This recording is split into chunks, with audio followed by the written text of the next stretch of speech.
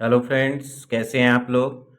आज मैं इस वीडियो में एक्सरसाइज 3.3 का इम्पोर्टेंट क्वेश्चन डिस्कस करूंगा। और ये दो क्वेश्चन मैं डिस्कस करूंगा जो कि बहुत ही इम्पोर्टेंट है। आप लोग इसमें देख सकते हो, क्वेश्चन नंबर 2 है एक्सरसाइज 3.3 का।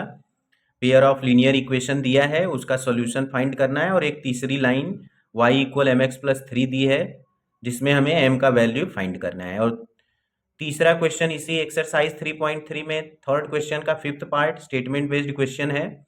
एक फ्रैक्शन है, दे रखा है 9/11 है, बाकी कंडीशन आगे दिया है। तो मैं पहले क्वेश्चन का सोल्यूशन दूंगा, उसी समय आपको क्वेश्चन समझा दूंगा। बाकी मैंने क्वेश्चन नंबर सब दे दिया है, आप इसको देख लेना बुक से भी। सोल्यूशन मैं दे रहा हूं। और ये ध्यान में रखना कि ये दोनों क्वेश्चंस बोर्ड एग्जाम में पूछे जाते हैं। पहला वाला जो क्वेश्चन नंबर 2 है, ये 2 मार्क्स में पूछा जाता है। और क्वेश्चन नंबर 3 जो है, ये 4 मार्क्स में पूछा जाता है। तो मैं क्वेश्चंस को डिस्कस कर रहा हूं और आपको क्वेश्चन को इसी समय समझा भी दूंगा।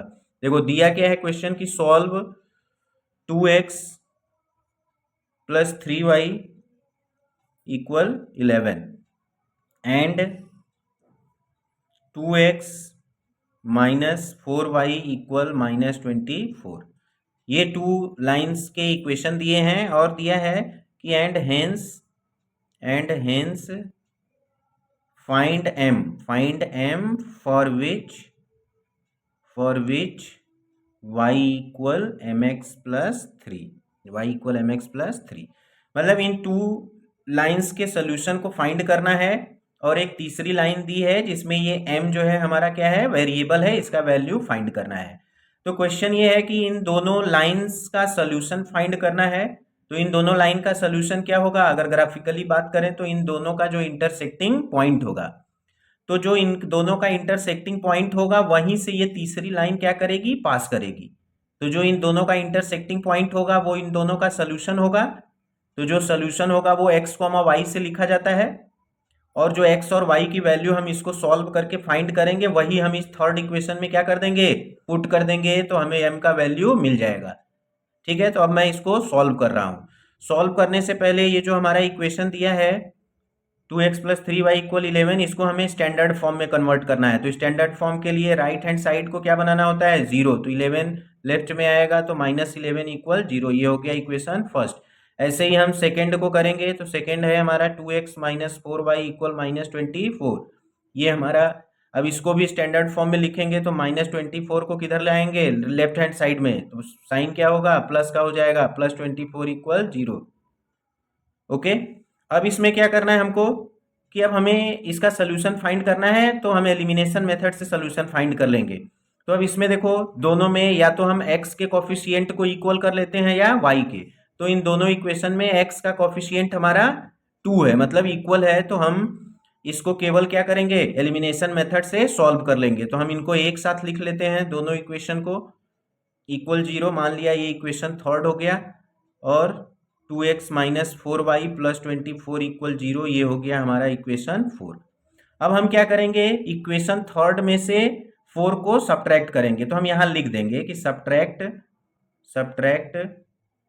इक्वेशन 4 फ्रॉम, किसमें से, थर्ड से। 4 फ्रॉम थर्ड। 4 को थर्ड से सब्ट्रैक्ट करेंगे तो साइन चेंज होगा। नीचे प्लस है तो क्या होगा, माइनस, माइनस है तो क्या हो जाएगा, प्लस। यहाँ प्लस है तो क्या हो जाएगा, माइनस। ठीक है। अब ये 2x माइनस 2x ये कैंसिल हो जाएगा। अब यहाँ क्या बचेगा, 3y का भी साइन प्लस है और 4y का भी प्लस है, तो ऐड होके क्या हो जाएगा, 7y। और ये -11 है और ये -24 है, दोनों का साइन नेगेटिव है। तो साइन नेगेटिव है तो प्लस होगा, लेकिन साइन क्या रहेगा, माइनस का। तो 24 और 11 प्लस होके हो जाएगा 35 इक्वल 0। अब हमें y का वैल्यू फाइंड करना है, तो 35 को किधर शिफ्ट कर दें, राइट में। तो क्या हो जाएगा, साइन चेंज हो जाएगा, +35। y equal 35/7। 7 से डिवाइड होगा, 5 आ जाएगा। तो y का वैल्यू हमारा क्या हो गया, 5। ये हो गया हमारा y का वैल्यू। अब हम क्या करेंगे, y का वैल्यू आ गया तो हम इस y की वैल्यू को आइदर इक्वेशन थर्ड में रख दें या फोर्थ में रख दें, तो हमें x का वैल्यू मिल जाएगा। तो लिखेंगे, देखो, हमें एग्जाम में रिप्रेजेंट करना आना चाहिए, मतलब लिखना चाहिए। जो भी करना है उसको लिखो। तो हम यहाँ लिखेंगे, put the value of y in equation third. हमने y का वैल्यू किस में रख दिया, इक्वेशन थर्ड में। तो जब हम y का वैल्यू इक्वेशन थर्ड में रखेंगे तो इक्वेशन थर्ड है 2x प्लस 3y, तो y के प्लेस पे क्या पुट करना है, 5, तो 3 इंटू 5 और -11 इक्वल 0। तो 2x प्लस 5 और 3 मल्टीप्लाई होके क्या हो जाएगा, 15, -11 इक्वल 0। अब 2x 15 पॉजिटिव है, 11 का साइन क्या है, माइनस है, तो प्लस माइनस क्या होगा, माइनस होगा, और साइन किसका आएगा, बड़े वाले का, तो यहाँ पे क्या बच जाएगा, 4 इक्वल 0। अब 4 को हमें राइट में शिफ्ट कर देना है, तो -4 हो जाएगा। x इक्वल क्या होगा, -4/2, डिवाइड होके क्या बचेगा, -2, तो x का वैल्यू हो गया -2। अब इन दोनों लाइंस का सोल्यूशन क्या हो जाएगा, सोल्यूशन हम ऑलवेज किस फॉर्म में लिखा जाता है, x कॉमा ऑर्डर्ड पेयर में। तो ऑर्डर्ड पेयर में क्या होगा, x कॉमा y, ये हमारा हो जाएगा सोल्यूशन -2,5। अब देखो ये जो इस दोनों लाइन का सोल्यूशन क्या मिल गया, -2,5, और ये जो हमारी तीसरी line y equal mx plus 3 है वो इसी सोल्यूशन से पास करेगी। तो अगर इसी से पास करेगी तो जो x का वैल्यू है और y का वैल्यू है वो उस लाइन में क्या करेंगे, पुट कर देंगे। मतलब यह हम बोलेंगे कि ये सोल्यूशन उस लाइन को क्या करेगा, सेटिस्फाई करेगा। तो हम लिखेंगे कि y equal mx plus 3 passes, कहाँ से पास करेगा, पासेस फ्रॉम -2,5, -2,5 से पास करेगा। तो हम क्या करेंगे अब, हेंस अब जो x और y की वैल्यू है वो इस लाइन में क्या करेंगे, पुट कर देंगे। तो y के प्लेस पे क्या लिखेंगे, 5, और m के प्लेस पे क्या लिखेंगे, -2, तो m इंटू -2 प्लस 3, तो 5 इक्वल ये -2m हो जाएगा और प्लस 3 हो जाएगा। पूरे पूरे राइट को लेफ्ट में लिख दें और पूरे पूरे लेफ्ट को राइट में ले जाएं, तो -2m प्लस 3 इक्वल 5 हो जाएगा। अब इस 3 को हम किधर शिफ्ट कर दें, राइट में, तो इसका साइन चेंज हो जाएगा, इधर जाके क्या हो जाएगा, -3, तो -2m इक्वल क्या आ जाएगा, 2, तो m का वैल्यू क्या आएगा, 2/-2, ये डिवाइड होके क्या बचेगा, -1।